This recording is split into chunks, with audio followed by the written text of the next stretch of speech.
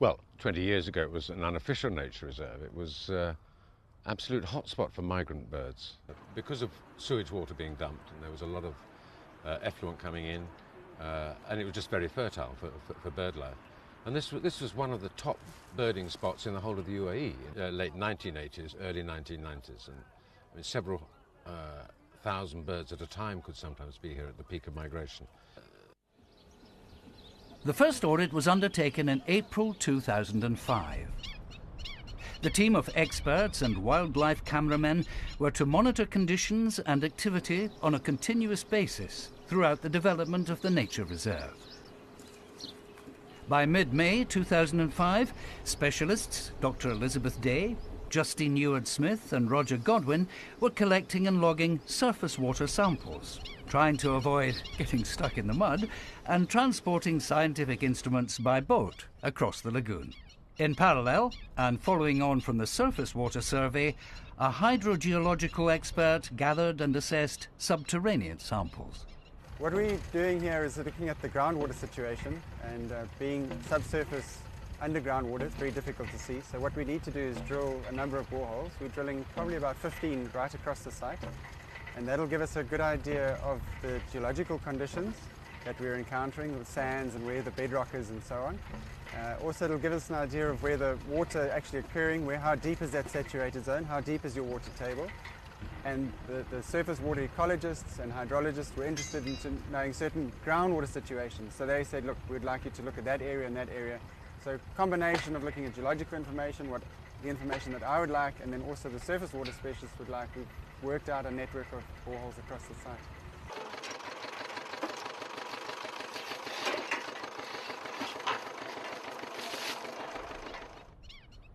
Together with the results from this analysis and global information systems, it was now possible to create a three-dimensional computer model of the subsurface water flow and its overall influence on the site. Obviously, all of this has quite an influence and an impact on the whole site. And that's what we're trying to establish with drilling all these wells here, is to get at the groundwater conditions here and to then see what the influences are on the site from the groundwater that's flowing in and feeding the lakes, and whether it's sustaining the lakes as well.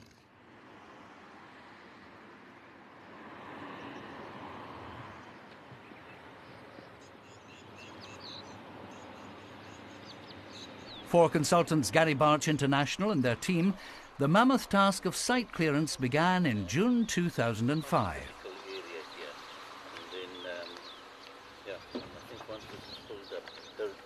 Whatever happens, that fence line must continue past the slope.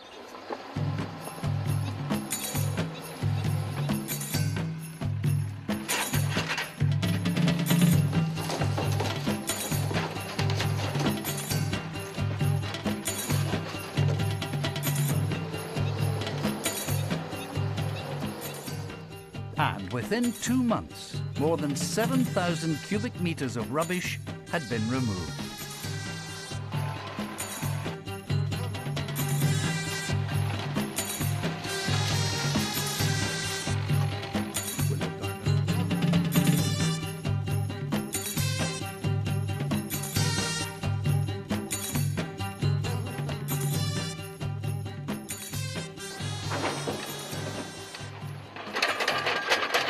I think it's necessary to understand at this stage that when we got the brief to return to nature, we have returned most of the site to nature now, but there are other elements involved too. The first phase of this development, or the whole project, is to create an environment for birds. So the birds are happy, they can breed, and they are in their own paradise. The transformation was spectacular. And amazingly, throughout it all, the birds seemed to understand that it was ultimately for their benefit. Nature has always been a survivor when man has decided to help rather than hinder. Team cameraman Mike Shepley recorded the first reptile at Wasit, a saw-scaled viper, confirming Dr. Drew Gardner's assessment during the first survey of this particular species being present. Subsequently, 2 others were discovered during early site clearance, and all were safely relocated in suitable habitat.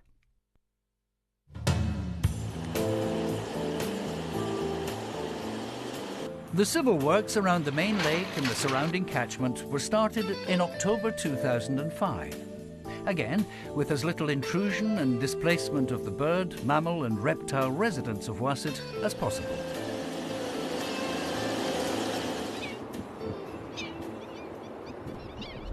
It was to be a remarkably good winter for visiting migrants, which swelled the resident bird population. The killifish, which have an amazing aptitude for high levels of salinity, present in the watercourse here, provide an abundance of food for the herons and egrets, which feed and nest at Wasit. The killifish too appear to spawn successfully and sustain their population in spite of the attentions to this particular fast food source.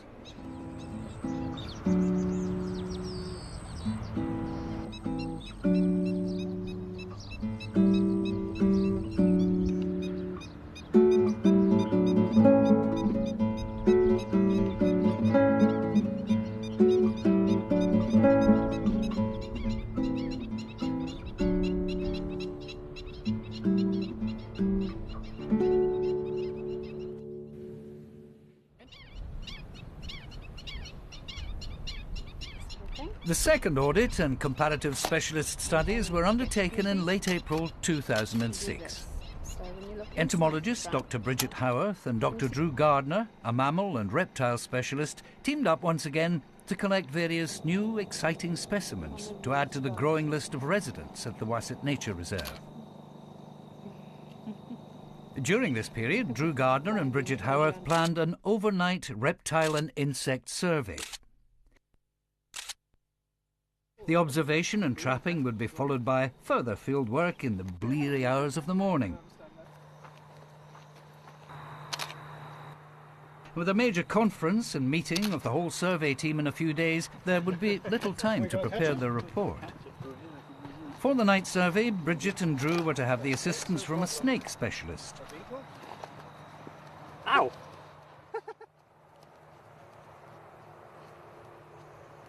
Shortly before midnight, they were joined by Dr. Wolfgang Worster, who has a particular interest, on this occasion, in the saw-scale vipers of Wasit.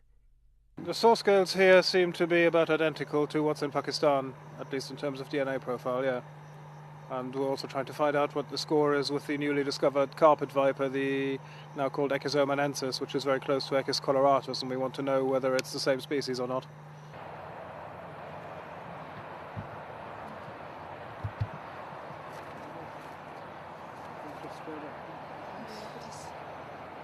Within no time, the saw-scale viper was, literally, in the bag. This was an invaluable find which would allow detailed study of DNA and various other measurements to be completed before the safe release of the snake to its home. First for Wasit.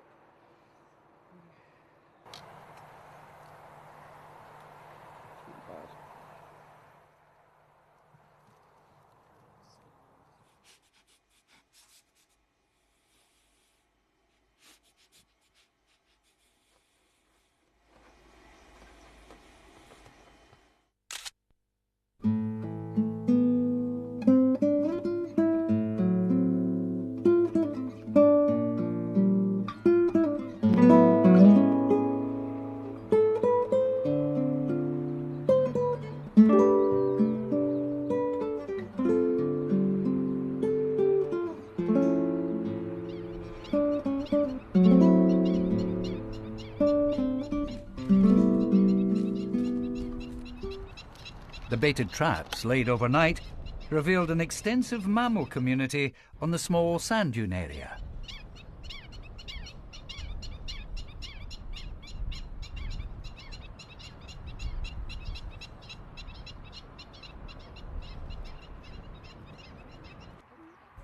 It seemed quite a long night, a bit bleary-eyed this morning. We were out till 2, and I think probably the highlight was a viper, which Wolfgang found last night. It's a saw-scale viper, Echis carinatus. So that was good. We also got all of the same geckos that we found last time, and we also found one other lizard species, a skink, by turning over bits of rubbish and so on. So that's another species of reptiles added to the site list.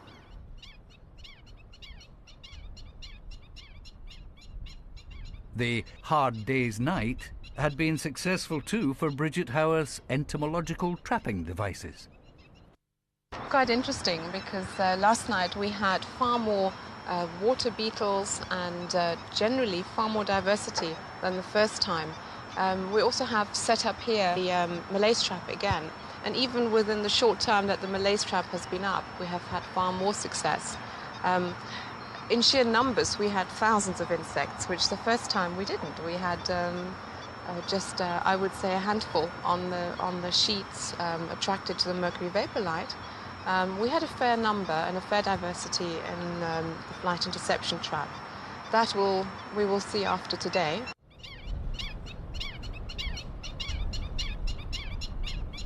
Early Friday morning. It's weekend in Arabia, but it's not just the early birds that are out to catch the dawn. Surface water specialist Dr. Liz Day, assisted by Roger Godwin, spent several days wading through the many ponds and small streams, collecting samples for analysis. It was a year ago. It was a slightly different time seasonally, in that the water levels were a little bit lower. And I think what we were sampling was the very late wet season aquatic communities. I'm a freshwater ecologist, and I was looking at water quality with my colleague Justine Hewitt-Smith. She was sampling the diatom flora and the macroinvertebrate communities. And together we used those components with the water chemistry to come up with a picture of how the wetland was functioning at that time, as well as some of the impacts in terms of water quality.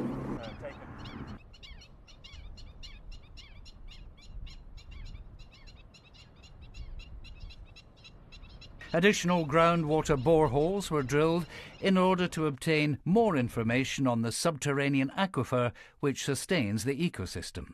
We were last year a year ago, so now what we're doing at these existing 13 boreholes is to see what change has happened in the last year. We've come through a rain season, and it's important to get an idea of variation through time of water chemistry. Maybe the water chemistry is completely stable. Maybe it goes very saline in summer and gets freshened up by the winter rains, but we've got to see what that variation is. So what we've been doing at these existing boreholes is taking pH measurements, temperature of the groundwater, as well as electrical conductivity, which gives us an indication of groundwater quality, as well as the dissolved oxygen content. And by measuring those, we can see what changes occur with time. It seems that in the last year, the parameters have stayed pretty much stable, although we do know that the